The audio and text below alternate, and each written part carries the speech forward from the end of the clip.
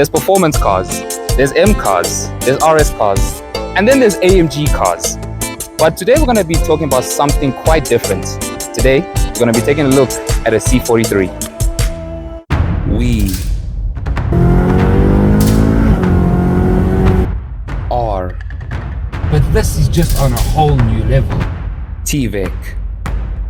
This is a performance car after all, so you'd expect it to be a lot more rough in terms of ride. Reactions. Yo! Reviews. Handmade engineering underneath this monster. Messing around. 4 liters of fuel. Eugene, you're paying for this. It's crazy. I'm not gonna have enough. Like, comment, subscribe, enjoy. Okay guys, you join me in the C43 AMG, and when I say AMG, I fully mean it, because this car has an AMG's blood in it. It sounds phenomenal and it handles so well. I'm going to show you a little bit about the driver dynamics now. The grip is insane. Now obviously it's linked to a torque converter gearbox, so it's not as quick as a DSG, but the gearbox is relatively quick enough. Now I have it in Sport, not Sport Plus, but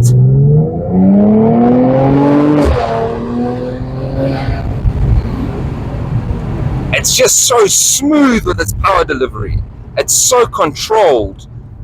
And yeah, I think we're gonna pause it here quick, and we're gonna wait till I have some twisty roads. There's a GT3. Wait till I have some twisty roads so you guys can see kind of what the handling's all about. Okay guys, you join me back in the C43 for some corners now to test the handling of the car, and as you can see here, it just sticks. And it sounds so good, so good. Now I'm gonna do a little bit of a corner test here for you, so you guys can just see this, how it handles. We go in here, and we come in, and we come in deep, and then hold it and accelerate through. And it just goes so well. Now I'm gonna give this person some distance, and actually I'm gonna give you guys a little bit of fun now. I'm gonna do a small brake boost on the Merc right here, so you guys can get a little bit of a feel for what this all-wheel drive can do.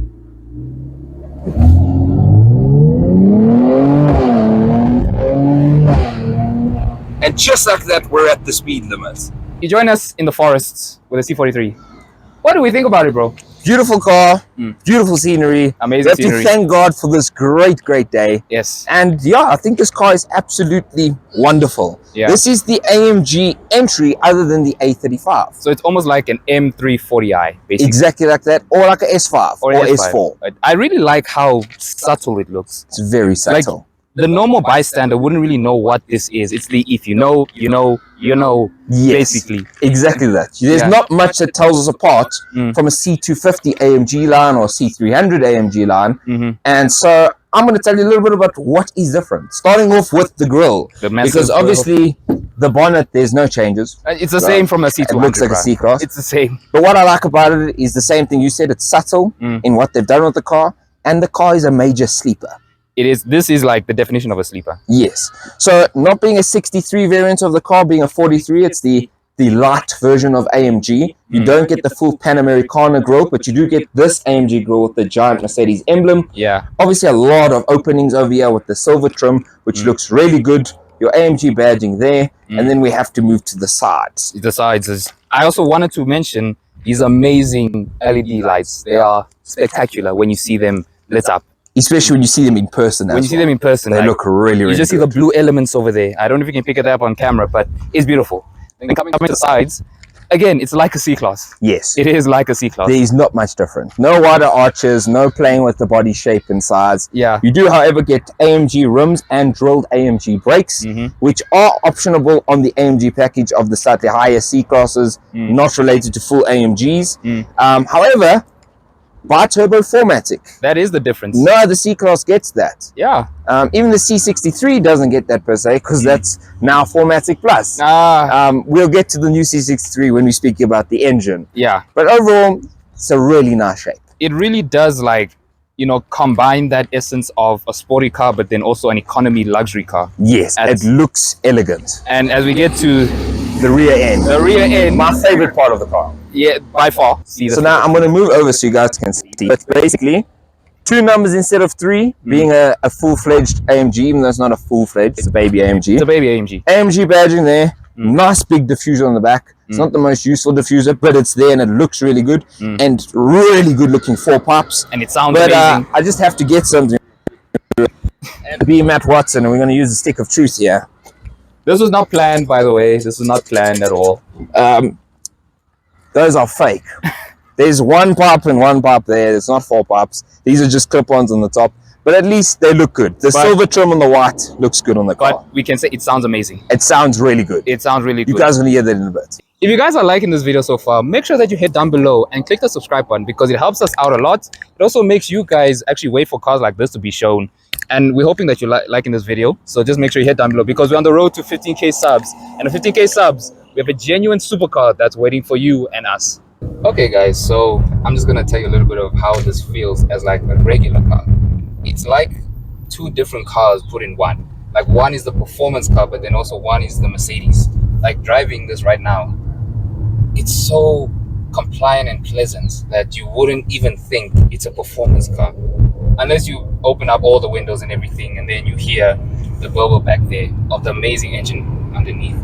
It's so good. There's nothing wrong I can say about this, especially for the price you're getting at. It's just so good.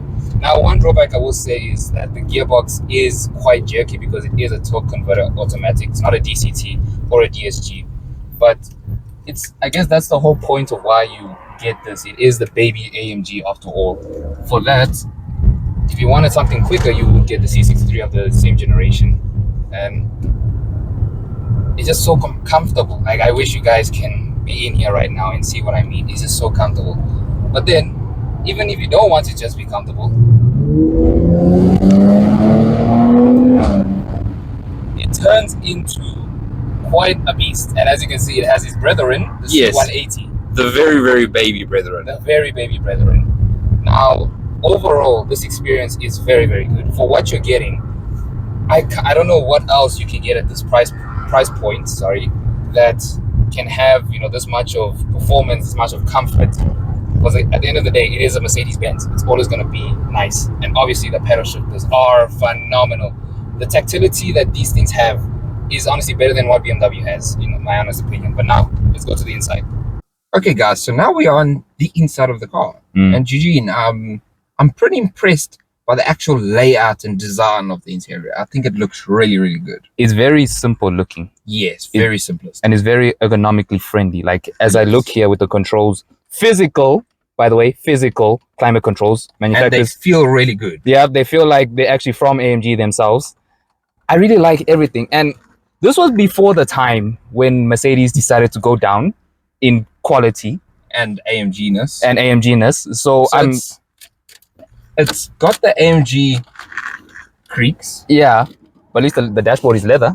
Yes, the dashboard is leather. You got leather on the door cards here. Yep. The door card over here by your armrest. The armrest here is leather, which you can actually open up. And it's actually got quite a bit of storage. Now, it is a 2019 year model car. So it's going to be old. It's slightly older. By the way, you can get this from Ford. We'll leave the details down below. Give them a thanks soon enough so you can get everything that you need on the car. And you're going to have USB, not USB-C. But that's not too much of an issue when you consider the age of the car. And then coming to the old infotainment system, at least they upgraded. At least they upgraded from the 2018, 2017 gen. Because this is the facelifted one. Yes. Before, like, it fully, like, became a 4-cylinder. Yes, before it became a 4-cylinder and a giant iPad inside. Yeah, this is literally like an old iPad. I really enjoy the screen. And I enjoy this Mercedes MBUX system where you actually have a knob to turn to access things. Because I don't like touching screens. Yeah, personally, I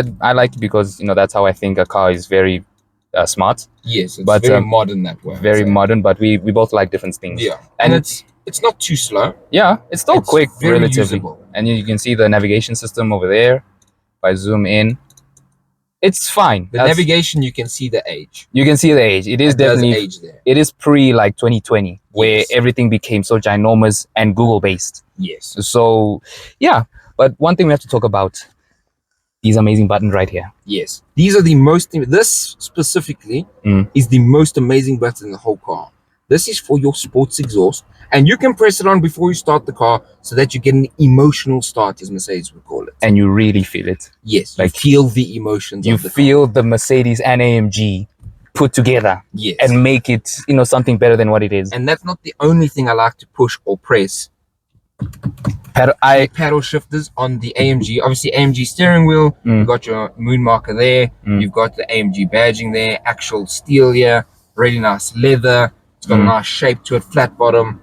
And honestly, I personally prefer the gauge cluster in the previous generations like that. Yes, this gauge cluster is really good. We're going to display a quick overlay thing so you guys can see it. Yeah. If you're wondering why the steering wheel is like this, that's because we needed cool photos and the wheel has to be turned to get cool photos. So follow us on Instagram if you want to see those. Follow us on Instagram for that. And one more thing before we finish up and head to the rear seats. I really enjoy the buttons that are here. It's very tactile. Actual buttons, physical press. I can press home and it goes to home. I can set and move. And the other thing also, this really nice wood trim. It's amazing. Like, it looks really, really pleasing to the eye. Yeah, because, you know, with piano black plastic, a lot of the time it's going to be scratchy. It's going to be... It looks cheap over time. It does. But at least with this, it ages with fine wine. Yes, exactly that. So now, let's go to the back. Now in the back space of this car, it is still has to be a C-Class. So it is very practical. As you can see, I do have a lot of legroom over here. Headroom. If I do put my head back, it is a little bit tight, but then again, it is a small sedan. And then materials back here, you have leather and you have Alcantara. It's a C43. It has to be nice everywhere that you look and touch. The one caveat that I do not like about this car actually is that it doesn't have the Burmester sound system. That's something I really wish that the previous owner of this very much option, but I will overlay a very nice picture of it so that you guys can see.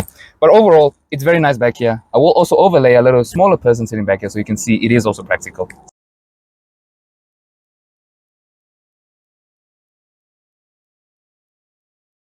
So now getting to the back space or the boot space of this car, we have to check out how practical it is. Also, you can see the price of it over here. It is 600,000 Rand. I will put down the details for Ford Santon. Again, thank you to them for giving us this amazing car. It is very practical. As you can see, if I take it out, we have our kit bag over here, our mic box. I will put down the liters by how much space this does occupy, or what this does have. And yeah, there's not really much else to talk about it. There is no spare wheel because obviously it's an AMG. I don't know why you're putting a spare wheel in an AMG, but we have to go talk about the most important thing. The engine. Now we're here at the front end of the car and we're speaking about what's underneath this baby AMG. And as you can see there is the AMG badge. And as I said when we were speaking about the exterior of the car, it is a bi-turbocharged motor. To be specific, a 3-liter V6. That is a bigger engine than the new C63. Now obviously it's not as fast, but speaking about facts and figures, this is 287 kilowatts or 390 horsepower and 520 newton meters of torque to a 4-matic system which gets the car to 100 in around about 4.7 seconds or under in some tests, which is absolutely absurd. And this car's torque really shows when you're driving it.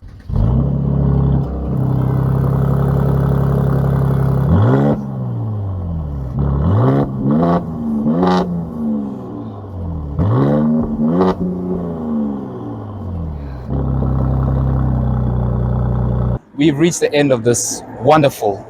I love this car. I love this car so much. Yes. I don't know what else to say about it. The way it drives, the technology that you still get, and the quality. Yes, and the emotion. The character. This badge really is what this car is. We've learned today that this car really has earned its AMG stripes. It is. It has. It has. To me, it is great for what you're getting it for at this price, at the 600,000 Rand mark. And for those who think the 43 isn't an AMG, this car you have to prove you wrong, especially considering the new C63. Yeah, that is just a disappointment. This has more character, yeah, more emotion, more passion. There's a lot more passion. More passion. More passion. There's more passion in this. And honestly, I think I'll take this over a 340i. Personally, I would, because I'm the big BMW guy here, and they are amazing cars to drive. But this feels a lot more like what this badge is. Yes. Because with the 340i, it does feel like a toned down or a little bit of an upscale 3 Series. The jump from a C300 is amazing. Insane. It's insane. It's honestly insane.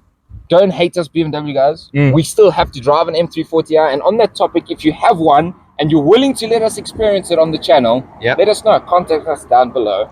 But otherwise, don't forget to subscribe. We're on the way to 15K subscribers. Thank you again to Ford for lending us this wonderful car. Yeah.